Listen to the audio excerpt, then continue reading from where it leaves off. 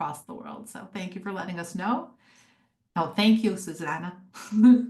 And okay.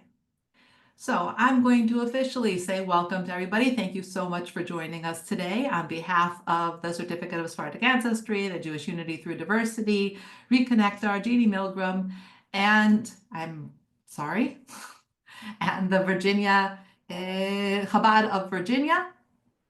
We are very happy to have you all here today, the Jewish Studies Center, which is the project of Chabad of Virginia. We are proud to be hosting Rabbi Dr. Shlomo Pereira. Every time he speaks, he brings in so much new information that people have to take a few days to decompress and then send in some questions. So I do want to make mention before he begins that we will be continuing this series weekly for the next few weeks. I'm very excited about it. The next 2 weeks are with Professor Ronnie Pereira, who will be talking more about the Jews who came to the New World and the Inquisition in Mexico and that type of a thing.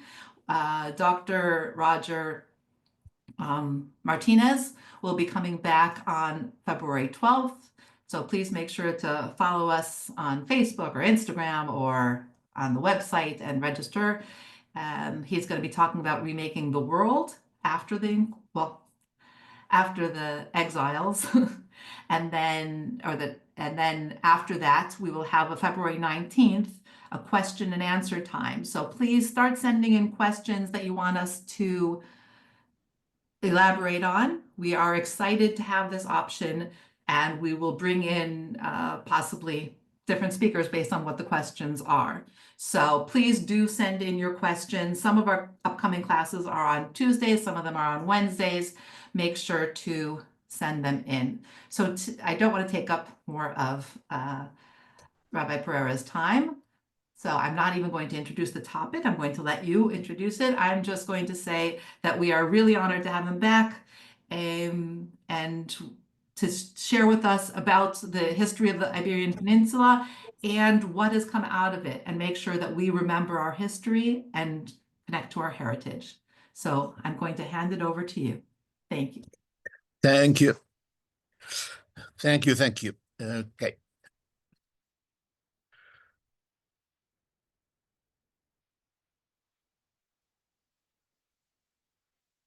All right. So the topic for today is there's no other way of saying it's a relatively heavy one. It's a heavy topic, and it has to do with the disputation of Tortosa that occurred in 1413, 14 was a very long event,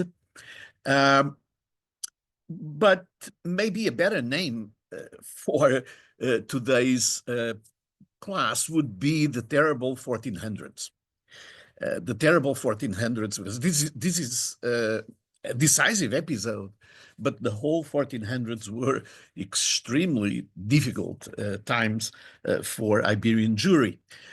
In fact, if we want to be very precise, the 1400s in this case would have started in 1391 with the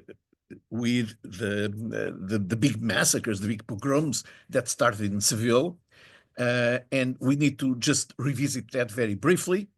Then we'll very briefly talk about the interim from those pogroms in 1391 and the beginning of the disputation.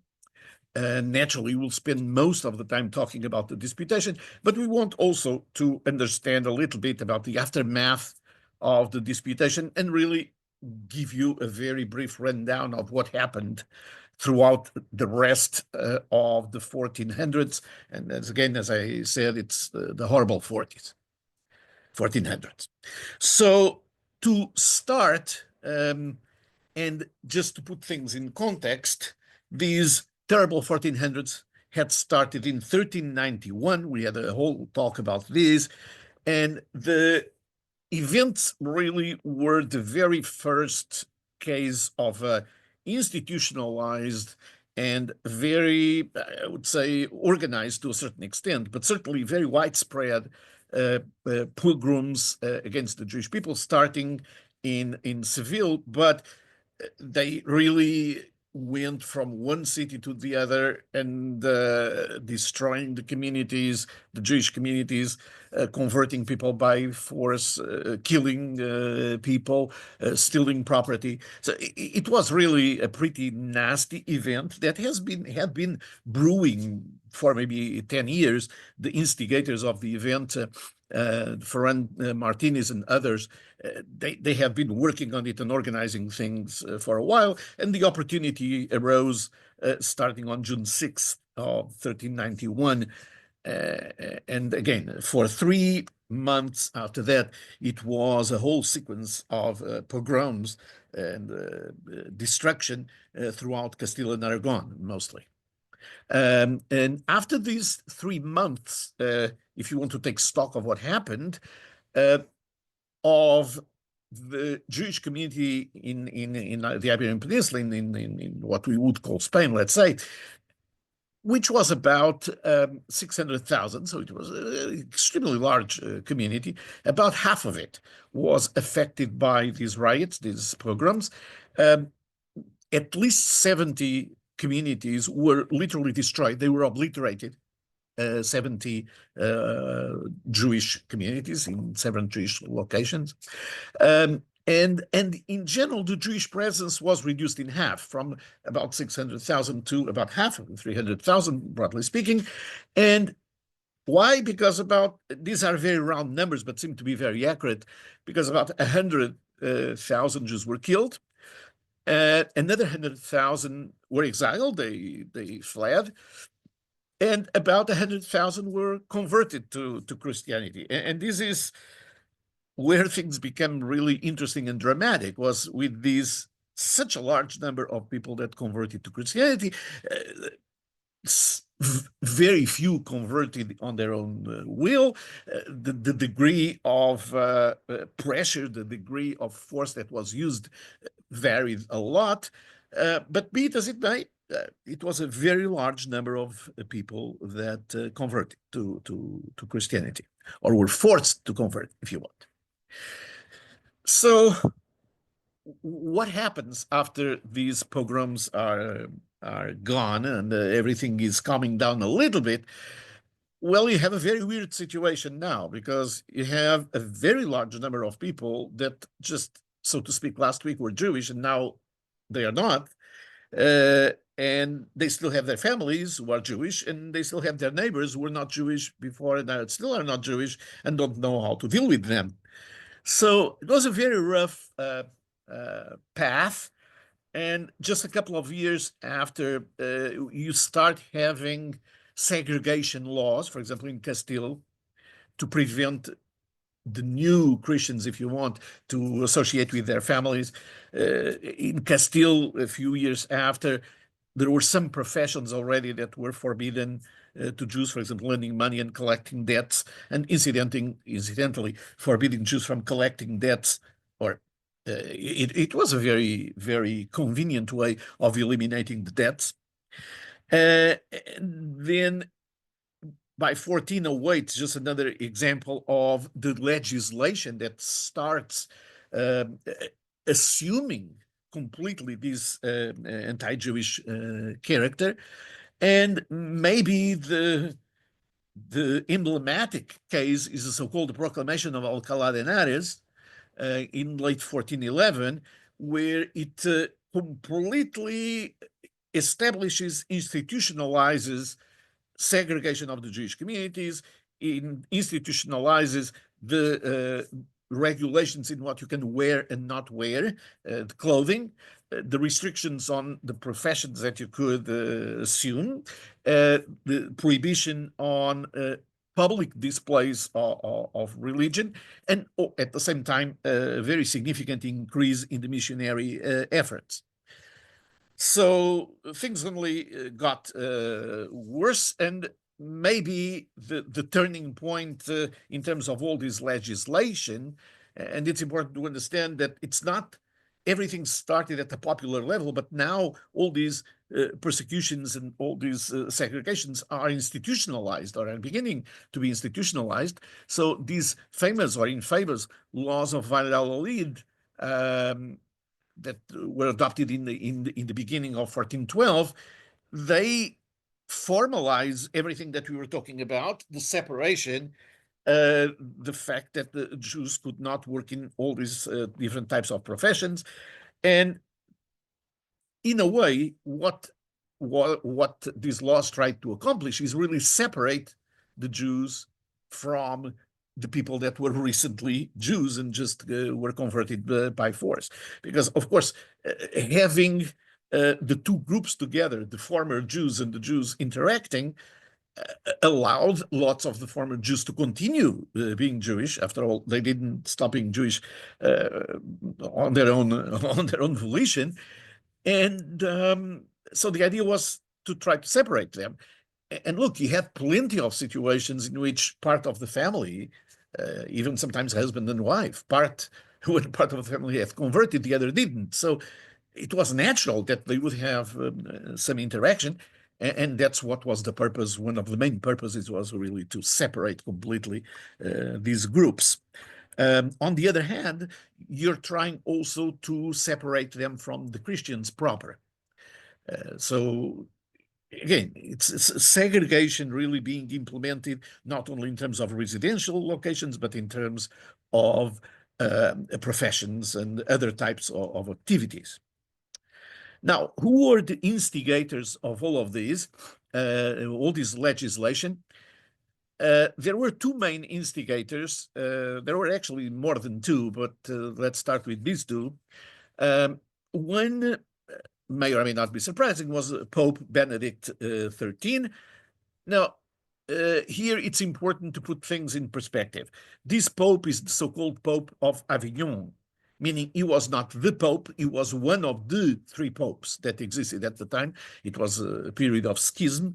And of course, if you have three popes, one of the ways for them to show that they are the real thing is to be as anti-Jewish, or at least as pro-purity of their faith as possible. And so Pope Benedict XIII would play a major role.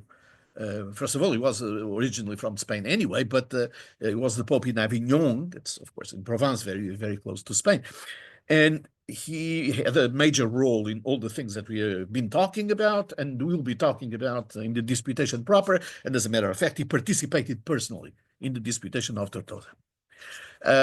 The other case that is a little bit more of a sad case, to say the least, is the case of Pablo de Santa Maria. Pablo de Santa Maria was the Archbishop of Cartagena and Burgos. But before being the Archbishop of Burgos, he was actually the Rabbi of Burgos. He was Rabbi Shlomo Alevi. And this is one of the people that we don't know exactly under what conditions he converted. He might even have been converted by force initially, but he took it very seriously, and he became an incredibly disruptive fanatic. A lot of the legislations before, including the laws of La Valladolid that you just mentioned, were instigated by him, were inspired, so to speak, by him. So he went from being the Rabbi of Burgos to being a horrible anti-Semite. The other group of people that is important to mention, because these ones ended up being very much involved in the disputation of Tortosa, was Saint Vicent Ferrer. Saint Vicent Ferrer is a very interesting case. He's a monk, and he happens to be part of the so-called mendicant and flagellant orders. And these were absolutely fanatic orders, that religious orders, that one of their things was to go from city to city, from town to town, and stir up the masses by parading themselves half naked and whipping themselves and hurting themselves with all types of instruments.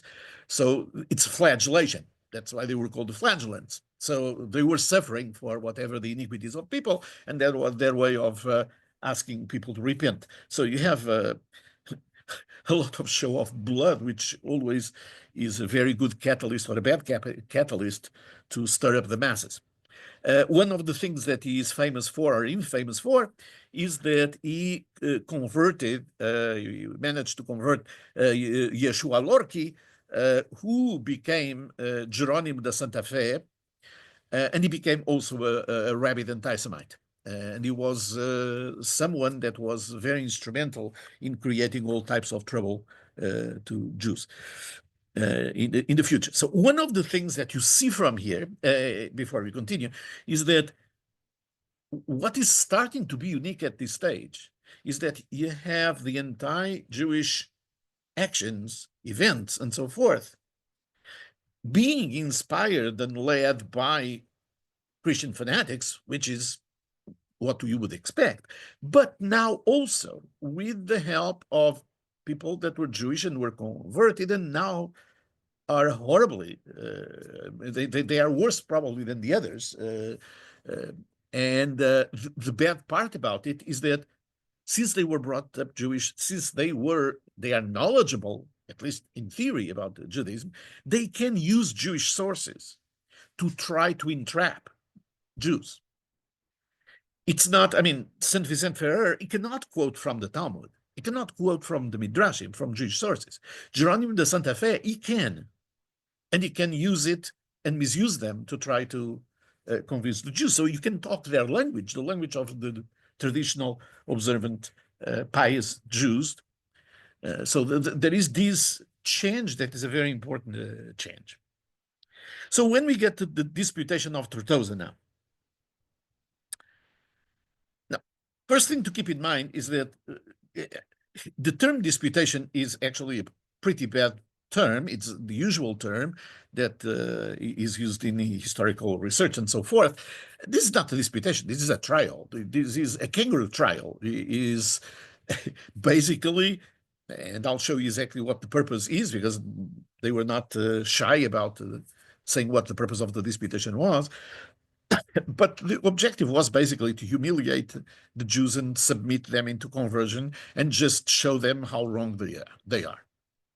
There were several disputations throughout times. The major disputations before Tortosa were the Disputation of Paris in 1240, Disputation of Barcelona in 1263. The Disputation of Barcelona is particularly interesting because it was probably the only disputation, the only major disputation where the Jewish representatives were allowed to argue and to speak reasonably freely. So if you're talking about disputation, is the closest that you can get to a disputation was the Disputation of Barcelona, and the Jewish representative was Nachmanides, Moshe ben Nachman. And we have lots of records of that disputation and what happened and how well Rabbi Moshe ben Nachman defended the Jewish people. In fact, the famous saying from that disputation, we move on, is that the king Jaume of Aragon, he said that never somebody that was so wrong defended his case so well. So Rambam did a wonderful job, although he's considered that he was wrong. So what is the objective, or what was the objective, and what was the location of the disputation? So this is initially instigated by the Vicent Ferrer, Saint Vicent Ferrer. He was canonized because of this. He's a saint. And he was assisted by the Jerome of Santa Fe, and basically they convinced the Pope to set up this disputation. And so what they basically did was they sent letters to the Jewish community throughout their realms, Aragon, Catalonia, and other parts, and basically ordered the Jewish representatives to appoint Jewish representatives to show up in Tortosa, that circle right here in the map. And of course, the objective of the assembly, again, they made it very clear from the get-go, that it was for the salvation of your souls. And so that the shadow of Jewish superstition be dissipated. So when you call this a disputation, I mean, this is just for you to go and listen how wrong you are and give you a chance of reverting to doing something else. this is actually on the right is well, is a rendition of the chambers where the disputation took place.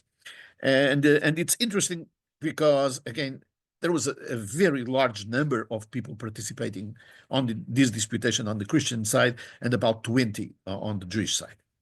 So the disputation of Tortosa was a very long disputation. So it started in February of 1413 and ended up in November of the year after. So there were 67 sessions, very long sessions, and so it was a very long and a very well, there's no other way of saying it. Was torture on a full-time basis. So it was a very long process, and of course, part of the idea was to erode the confidence of the Jewish people. And notice that this is happening about 20 years after all the massacres of Seville, the pogroms of Seville, and so forth. So it's not as if Jewish people were not demoralized enough already, but this is it's supposed to make it more so, to lead to convergence as massive as possible. There are records, both Jewish and otherwise, of these disputation. The Latin records are actually much more detailed, which is not very surprising, and the Hebrew records are in a very famous history. They are recorded. They are probably, well, we have access to them because they were included in a very famous history book, let's say, that was called Shevet Yehuda, that by Rabbi Shlomo Ibn Verga, and this is he basically records there all the information about from the Jewish perspective of what happened. So the Christian side, who was representing the Christian side, the three major representatives were the Pope. The Pope, he participated to a certain extent in these debates, if you want to call these debates. The Saint Vicente Ferrer, the same thing. Really, the Christian side was led in terms of the discussions and in terms of the arguments by Geronimo da Santa Fe. He was, of course, the one that was familiar with the Jewish scripture, the Jewish writings, and therefore he was the one that was really the pointed man. But notice that you're going to have a minuscule Jewish representation in front of hundreds of Christian scholars, including the Pope, that was the Pope for that area, including a guy that is an incredible popular person, Saint Vicente Ferrer, and someone that is knowledgeable and unfortunately well knowledgeable about the Jewish literature. So it's a very unsettling scenario. On the Jewish side, as I mentioned, there were about 20 people, 20 representatives in different times, because again, the thing took so long that it was almost a rotation. The main spokesperson was Rabbi Don Vidal Ben Veniste de Zaragoza, and incidentally, most people were from Zaragoza. Most of the Jewish representatives were from Zaragoza or Alcaniz. So Rabbi Vidal Ben Veniste. There were a few other people that had a very important role. Rabbi Shmuel Alevi from Zaragoza as well. Rabbi Yosef Albo, this is already a very famous name for other reasons. It's probably maybe one of the most senior rabbis that participated. And Astruk Alevi, also of Alcaniz. And apparently Astruk Alevi was a little bit more, according to the records, a little bit more gutsy in his replies, as we're going to see in a little bit, than the others. But as you can see here, you don't have any, aside from Yosef Albo, that maybe is a name that some people recognize from some of his writings. The other names are this is not the cream of the crop anymore at all. There is no cream of the crop there available to represent the Jewish side. This doesn't have anything to do with the Disputation of Barcelona in 1263, when you have Ramban Nachmanides defending the Jewish people. So what is the focus? Well, we have a record of the address, the initial address, the opening address by the Pope, which was, "You, the Jewish sages, ought to bear in mind that I am not here, nor have I sent for you to come to this place in order to discuss which of the two religions is true. For I know that my faith is the only true one." So much for a disputation. "Yours had once been true, but it has since been superseded. You have come here only on account of Geronimo, the Santa Fe, the guy, who promised to prove through the Talmud of your masters, who is wiser than yourself, or wiser than yourself, that the Messiah has already come. And you shall debate before me this topic exclusively." So the idea is Geronimo de Santa Fe is going to show in the Talmud that the Messiah has come already, and that's what we are going to discuss. On the Jewish side, the descriptions are of a horribly intimidating setting. Say, as we found the whole large court arrayed in embroideries, and there were 70 seats for the dignitaries called cardinals and archbishops and bishops, all garbed in golden vestments. And all the great ones of Rome, the papal court, were there, and men from the city and princes, near about 1,000 men. So you have 20 at best Jewish representatives that are supposed to argue, so to speak, with 1,000 people in full regalia and obviously putting a display. So what are the topics that are discussed? The disputation has actually two different parts and two main topics and a couple of other side topics. Obviously, the main topic was the Messiah, and the idea that the Messiah has come already, and we want to convince you that the Messiah has come, and see what you have to say about that. There were some side notes on this discussion, because of course it was such a long time, so there were other side notes that became very important. One of them was the understanding of some writings, in particular the Midrashim, that are allegorical writings, or actually there is a big debate even in Jewish tradition, how to understand Midrashim and Haggadic parts of the Talmud. Are they really supposed to be literal truth, or are there allegories? So, for example, if you say, and that's one of the cases, that when the temple was destroyed, in Midrash Eicha, in the book of Lamentations, it says that when the temple was destroyed, the Messiah was born. Okay, is this to be taken literally, or is this just a poetic statement? So that was something that was shoved in the face of the Jewish representatives. And the other really was to try to convince them that Judaism had been superseded. But again, the main topic was the Messiah has been here. The Messiah was born. That's the first part. The second part is what you could call basically showing the evils of the Talmud. This is in and of itself an interesting issue, because the Christian scholars, and if you want also the Christian bigots, at the time, it took them quite some time to understand the role of the Talmud in Jewish law. I mean, in Jewish life, I mean to say.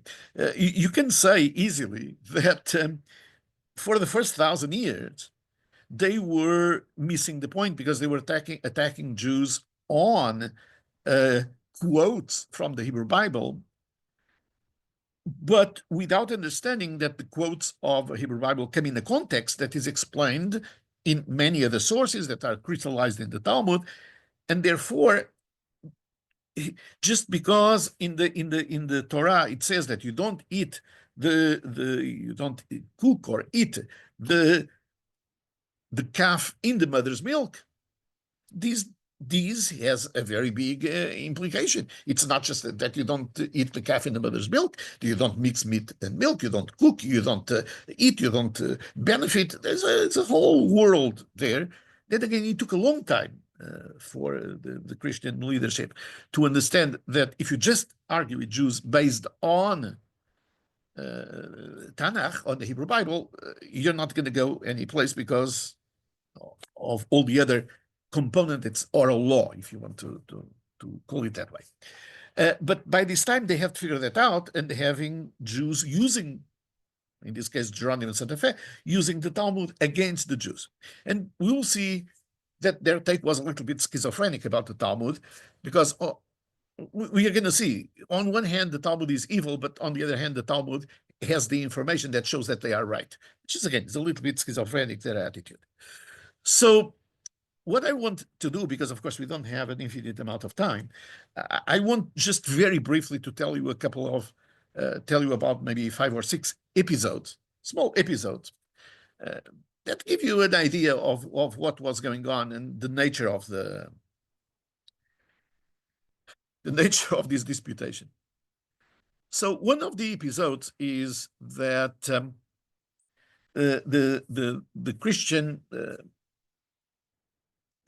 Christian scholars, in particular in this case Geronimo de Santa Fe, he started using quotes from Jewish texts that were false. Now, again, this is in and of itself is a big conversation. It is very common that, for example, in the Christian scriptures, you say, as it says in this verse in the Old Testament, and you're going to go through the Old Testament, there is no such a verse. So there is a lot of fabrication of quotes, even in the Christian Bible. But now this has taken a step further with the fabrication of quotes on Midrashim and the documents, and that was introduced by this Fray Raymond Martini on the 13th century. And he was known for his fierce attacks on Judaism. And he invented lots of quotes saying, oh, this comes from this Midrash, this comes from that Midrash. And the assumption is that most Jews don't know this Midrash from another one, and they will believe. So all of that is fine. What is interesting and gives you a sense of what was going on is that when Geronimo de Santa Fe presents a certain Midrash, a certain passage, and the Jewish representatives just tell him, this is not true. That passage does not exist. Okay? Show us where it is. Show us where that passage is. Show us the book. What does Geronimo de Santa Fe says? He says, no, it's not my obligation to show you where those passages are. It is your obligation, Jewish obligation, for you to go through your literature, look for them, and know that if you go through the literature and look for them and you don't find them, is because you're a bunch of ignoramus. So the fact that you don't find it just means that you are ignorant, doesn't mean that they don't exist. So again, this gives you an interesting frame of mind. I'm giving you a quotation. I'm refusing to show you where it comes from. You go look for it, and if you don't look for it, it's just, if you don't find it, it's because you're an ignorant. The other episode, it's very interesting, was again, Geronimo de Santa Fe brought up a Midrash. I referred before the Midrash in Eicha, where it says that the Messiah was born when the temple was destroyed. So basically, the argument of Geronimo de Santa Fe and the Christian scholars was, look, this is really stupid, because are you telling me that the Messiah was born now? This is 1400 years ago, and didn't reveal himself yet? This doesn't make any sense. So you're saying that somebody is alive for 1400 years? And the Jewish representatives made lots of arguments going, okay, but Adam lived, I don't know how many times. And so the Jewish argument started by saying, we take literally those midrashim. We accept that it's born, but that's not that unusual because there were lots of other people in Tanakh that are referred to as living for a long time. Now, Rabbi Astruk, uh, he was a little bit more gutsy, as I said before, and basically what he said, Geronimo de Santa Fe, was something along the lines that, look, you Christians, you believe all types of meshugas, all types of craziness about your Messiah. Why don't you let us have our own craziness? Just give us just one. As it is quoted right here, it said, our Lord the Pope, tell us, while you believe so many far-fetched things about your Messiah, allow us to believe at least one far-fetched thing about our Messiah. And the Pope said, well, you have a point. You have a point. Now, the follow-up case example, it's also very interesting. And all these cases, all these examples that I'm showing you, they are designed to give you the substract of it's like what is going on under the surface. So here you have Rabbi Astruk saying, before saying, look, let us have a far-fetched idea. You have so many far-fetched ideas about the Messiah, let's have one. And the Pope said, well, that seems to be a good point. And Geronimo de Santa Fe comes back and says, well, we don't need to go through that midrash because I have lots of other sources to prove that. And the Pope comes back and says, hey, this is not good. You're behaving like a Jew now. So Geronimo de Santa Fe, the guy who was converted Jew that was leading the Christian, you're looking at 4 different arguments. No, just go back to the first argument and show the first argument. Show that they are wrong with that argument. So it says, these men, the Pope says to Geronimo de Santa Fe, when he is ready to get other passages to make his case, he said, this man has already lost the character of a Christian disputant. He returned to being a Jewish disputant. He's running away to the other side when the first side has proved weak. Okay? It's befitting that you should answer the words of the Jews about this passage. Answer this passage and go find quotes in all the other midrashim and everything else. So Geronimo now is, don't be too Jewish. Come on. On the flip side of the coin, and I find this part also, this episode absolutely fascinating, is in the dealings with the Talmud. On one hand, they want to convince the Jews that the Talmud is evil and consider evil themselves, the Talmud. And at the same time, they were forcing the Jews to accept every single word that is in the Talmud. So if there is a passage in the Talmud that in some way, shape, or form, they thought that maybe suggested that you know who is the Messiah, they are going to use that passage in the Talmud as a proof text for you know who being the Messiah, and Jews have to accept it. And if Jews say, well, but that's a figurative, that's an allegorical, that's a Haggadic passage, it's not a legal passage. They say, no, you have to accept that. You have to accept it. So on one hand, the Talmud is evil and should be destroyed. On the other hand, when it's convenient, the Jews should accept that. And they went to the point of, at some point, accusing the Jews, in particular Geronimo de Santa Fe, they threatened the Jews with persecution because the Jews were not being Jewish enough. They were not taking the Talmud seriously enough. They were heretic. I mean, how much more schizophrenic can this be? Now, after all these months, the Jewish representatives couldn't deal with it anymore. They were just asking, let's stop this. Let's stop. Just let's stop. And again, Geronimo de Santa Fe and the Pope says, well, behave like a man. Okay, just continue as long as you want, as long as we want. We are not going to allow you to stop. So when the second part of the disputation starts, that is focusing exclusively on the Talmud. So it's not talking about the Messiah and all the variations around it, but it's just talking about the Talmud and about how evil and errors, the heresies, the blasphemies against the Christian religion in the Talmud. At this stage of the disputation, the Jewish representatives went on a silent strike, meaning, if you don't let us go, we are not going to answer. We are not going to answer because you're going to make all these arguments. Maybe we don't know the answer to some of those arguments because we are not as knowledgeable as our ancestors were. But this enough already. Enough already. Let's stop it.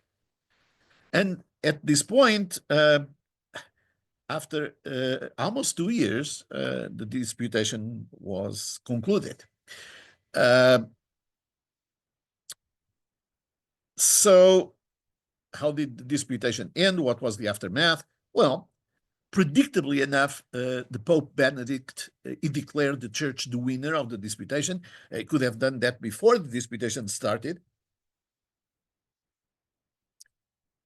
Jerónimo de Santa Fé, true to himself, begged for the burning of the Talmud.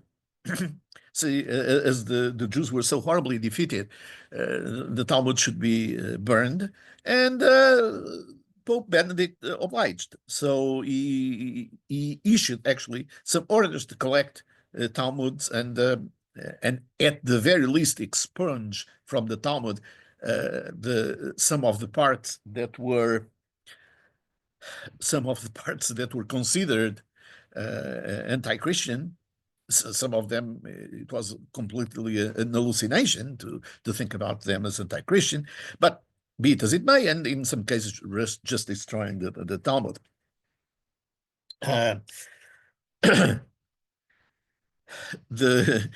of the interesting passages that was evoked by a lot of these, some of these Christian leaders that had been Jewish before and relatively knowledgeable, were one of the things were to say that whenever in the Talmud you see the term akum, which means that it's something that is Gentiles. For example, pat akum is bread that is baked by the Gentiles, or bishul akum is cooking by the Gentiles. Akum just means that it's Gentiles. That's what it means. Gentiles, in some respects, idol worshippers, not just Gentiles.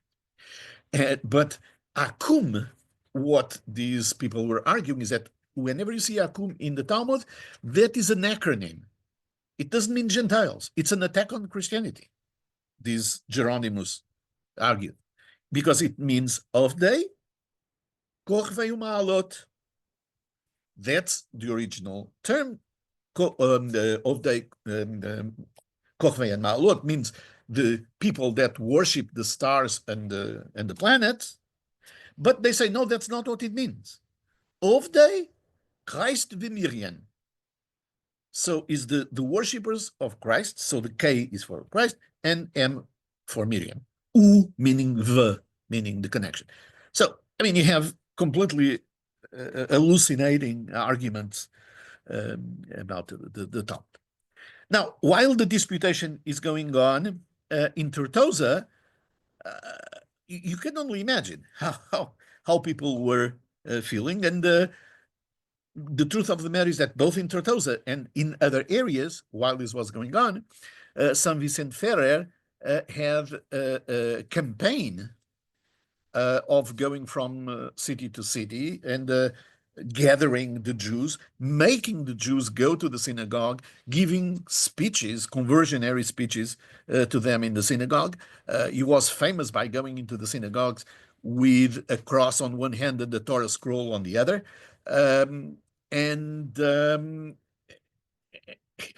And he was famous by forcibly converting people. I don't know how much force was used, but certainly an enormous amount of pressure. And in some cases, there are records of situations in which, after the speeches, the synagogues were consecrated as churches. The specific example that I refer here, that is in Catalayud. Catalayud is in Catalonia, and a specific case of a very specific case of a community that apparently they converted in mass, or were converted in mass, and because of that, the synagogue was converted into their church. So they continued going to the same place, except that now was a church, not a synagogue. So in the aftermath of all of these, the estimates are that about 50,000 more Jews converted, either by force or by enormous duress or by fear, you name it. And this was not enough. This was not enough because in just less than a couple of years after, Pope Benedict decided to enact an edict expressing his rage. He was outraged that the Jews have not converted voluntarily, and they were not converted. They were not being Christian enough. So he instituted a very interesting system of conversionary sermons. So regularly there were conversionary sermons that Jews were obligated to, sometimes in churches, most of the times in synagogues.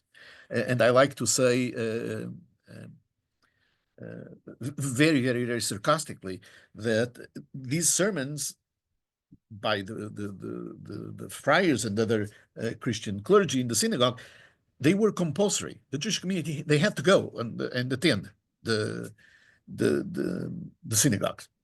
And sarcastically, I say this, the only good thing we can say about is that it's probably the all-time high of synagogue attendance that probably had. And on the other hand, maybe as a rabbi, I say, well, having probably the only thing that can make a rabbi's sermon look really good is to have a Christian clergy there trying to convince you instead of that sermon. But I mean, that's too much sarcasm.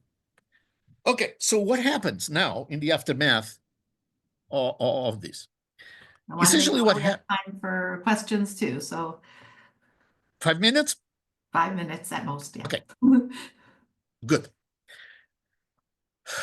So with all of these, where are we left? If we start with more than 500,000 Jews before 1391, now we have about 250,000 that remain as Jews.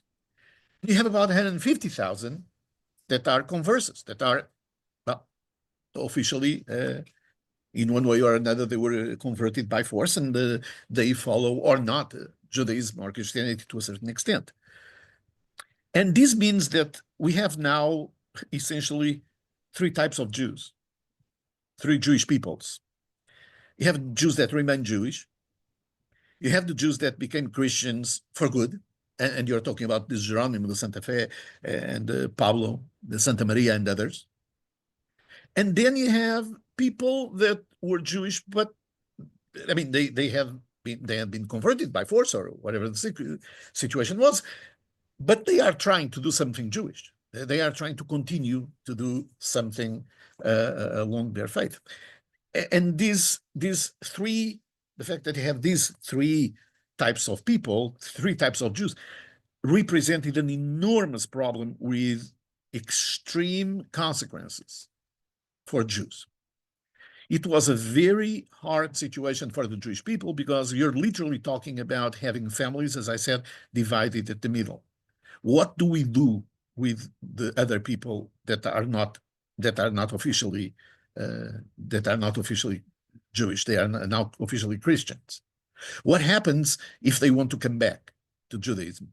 What happens to their children that were already born into? What happens if they want to come back and become Jewish? So it became a huge problem with all the legal ramifications for divorces, for inheritance, for everything. And for the Christians, this became a big problem as well, because you have a very large number of people that officially are Christians now, and yet they are not very good Christians. Most of them, they still go spend Passover with the family, so to speak, and just being fictitious about it. And on top of it, they don't have any restrictions now in terms of anything. They can live wherever they want. They can have whatever activities they want. So they can be all that they can be. And yet, one thing that they are not being is Christian. So it creates a very tough dilemma. And this is the tough dilemma that leads to the very unfortunate and very consequential laws of the purity of blood. Because basically what this makes the Christian fanatics, the Christian leadership, come to the conclusion is that what is wrong with these Jews is not as much that they are Jewish in terms of religion. It's not their belief that is the problem. The problem is genetic. The problem is in the genes in some way. The problem is their ancestry. And that is what these laws of purity of blood start, is institutionalizing discrimination based on ancestry, not based on belief.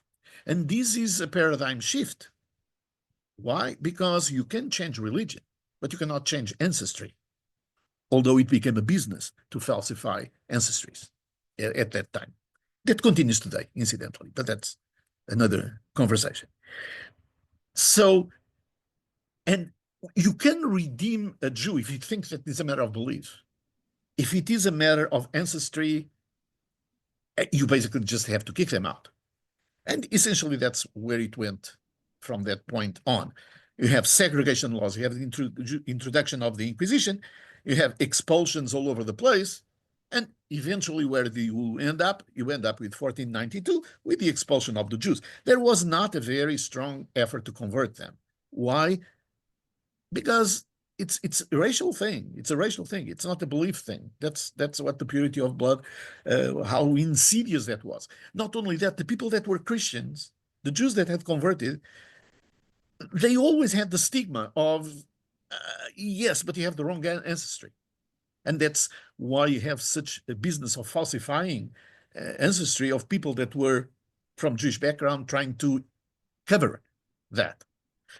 A very interesting case in point, and I'll conclude with that, is the case of Santa Teresa de Avila. Santa Teresa de Avila, who is the patron saint of Spain, her paternal grandparents were Jewish. And they hid that for as long as they could, because, and while it was sort of public domain that she was Jewish, she had Jewish ancestry, that was not very good. Well, now, of course, she has been in some way cleared and she's the patron saint, but the laws of the purity of blood, they were a paradigm shift in the way of dealing with Jews. You can convert if it's a matter of belief. If it's a matter of ancestry, it's a matter of genealogy, you're doomed. You just have to expel them or kill them. Conversion is not an option. So 1492, where can Jews go in the Iberian Peninsula? Only two places, to Portugal and to the Kingdom of Navarra. That's it. Questions?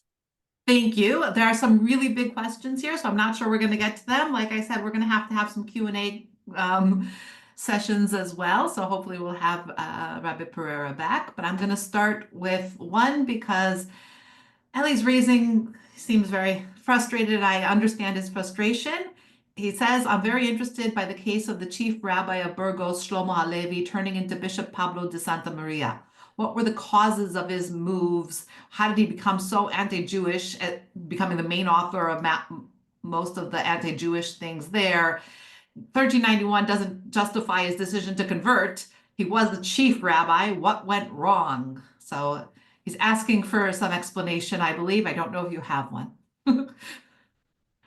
Well, I mean, this is not a question. It's actually different questions in one, and all of them wonderful questions. Many of them debated for a while. But let me start with what I don't think is the key of all the questions, but it's a very easy one to answer. And that is, how come that these people became so anti-Semitic, being Jewish? Okay. Well, you have to show that you were faithful, because these people, say the rabbi of Burgos, when he was enticed to convert, and there are all types of reasons why that could be the case, that they were maybe he actually believed in the thing, which was not very likely, but whatever. Maybe he didn't want to get out of the city. I mean, just think about, forgive me the example, but if somebody comes to you now and starts threatening your Judaism and you're going to be kicked out of the place where you live, uh, I don't want to go anywhere else. I want to be here if I have to pretend. Now, of course, that in the case of someone like the Rabbi of Burgos, and being the rabbi of the big place, it was always a prize that Christians wanted to, because you can inspire other people to follow his path. It's not just that you say, okay, you convert and you become one of us. No, they say you convert and we are going to put you on top of the hierarchy. So he goes from being the rabbi and he's appointed the archbishop of Burgos. He is appointed as a very high position in the Christian hierarchy. And that creates a lot of envy. So it has to be extremely forceful, because otherwise it's not going to last very long.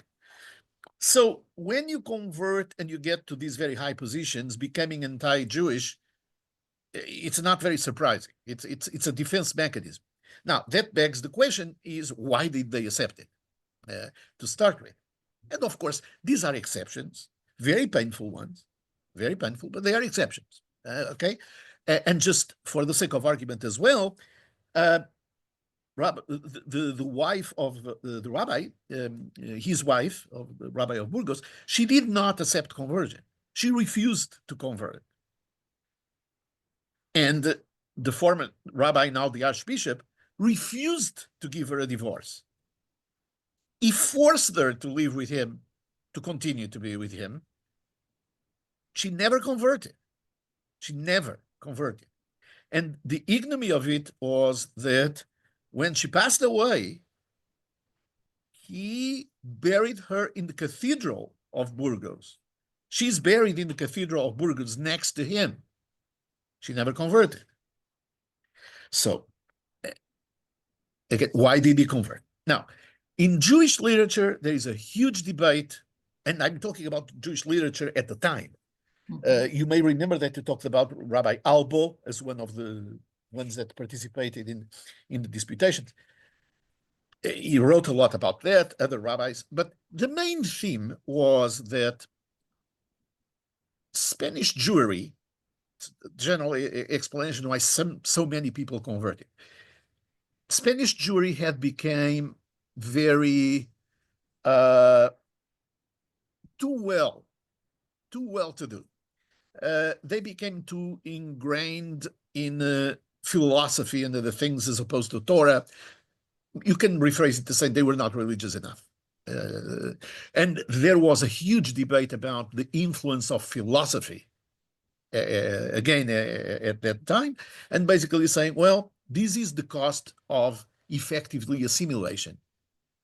So you would rather be a Spanish of Jewish religion than being a Jew. So almost, if you want to compare without, God forbid, offending anybody, say it's like you are in America, you can say, okay, I happen to be Jewish, but I'm mostly an American, and that's it. The Judaism is incidental. And if I'm Jewish, but that's not, if that is the case, you're going to be very vulnerable. So there was a lot of innuendos about that. What we need to know, and that's the most important thing, is that the very few people that accepted conversion, very few Jews in the very high echelons that accepted conversion, they were bribed with the most incredible bribes. That doesn't justify it. I'm just saying they were bribed. In many cases they were given property that had been confiscated from the Jews that were either killed or expelled. And maybe the other case that is as egregious as the Rabbi of Burgos is the case of Rabbi Abraham ben Senor, but that's in 1492. He is the chief rabbi of Castile and Aragon, and he converted. He was in his 80s. He was very sick. The story is that it was threatened that they would kill the family if he didn't convert or whatever. But that was a main stain, a major stain also in the Jewish population. And his senor, his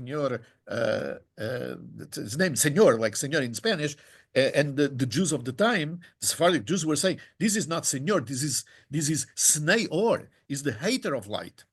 So again, that's the best answer that I can give you. Excellent. And he's claiming, and we'll have to deal with this later, but he followed up by saying she did convert. I'm assuming he meant her wife. So I don't know enough about this, but I'm just Okay, well, out there. We'll have to follow up on that. I know that people have to leave, so I want to be conscientious of their time.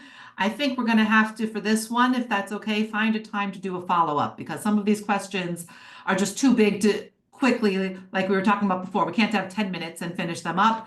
I will make note of all of your questions that you've put here, and I will, God willing, speak to Rabbi Pereira about having a time to follow up, because some of the things about the influence of Jews on the Christian church, some of the things about why the Talmud and not the Tanakh, these are just two big questions. Don't want to answer them without doing them justice. So I will send you a list of questions and we will follow up. I will do my and of course, please feel comfortable to give my email to everybody. It's just shlomo@chabadova.org. Well, some of these I want to make sure that we answer in public. So I want to make sure also that Sure. So no, of course. Before you say whatever you want, I just want to make sure, as people are leaving, thank you for those who support our programs and for sending in your donations. We hope you will continue to do that so we can continue to expand and to have all of this. And we look forward to seeing you. And now I will give the last word to Rabbi Pereira. Sorry, I missed the last part. Oh, I just thought you wanted to say one more thing. I just cut you off. Oh, I okay. mean, I'm happy. All these are great topics, and actually, to tell the truth, one of the issues that sometimes concerns me the most is that in each one of these conversations, you have so many of these small things that are huge. As you're just saying, why now the focus on the Talmud and not on Tanakh? This is huge. That's what I'm saying. I don't want to just take 2 seconds and make some kind of small answer. So, I mean, my feeling with this type of presentations is that the only thing I can do is just throw bombs, as if it were, just throw bombs to make us wake up and say, "Wow, what is going on?" But there is so much really that needs to be understood, and the influence of Jews in the Catholic Church. I mean, you go to the dioceses of Toledo and other places. I mean, how many were Jewish there? So it's an interesting conversation as well. Right. I think this can be an interesting follow-up. So you and I will have to follow up with it and find a time we can all talk. And so thank you again. Oh, and also the effects today. I don't know. That's something we'll have to discuss too. That it could be said that today we're having this. Where did he say it? Hold on. Could we say that Jews are on trial now in this modern age? Again, really big questions. But I'm wishing everybody a wonderful rest of your day, and we look forward to seeing you next time. And may all our brothers and sisters in Eretz Israel have peace and tranquility that they deserve. And come home. Amen. Yeah. Okay. Bye. Okay.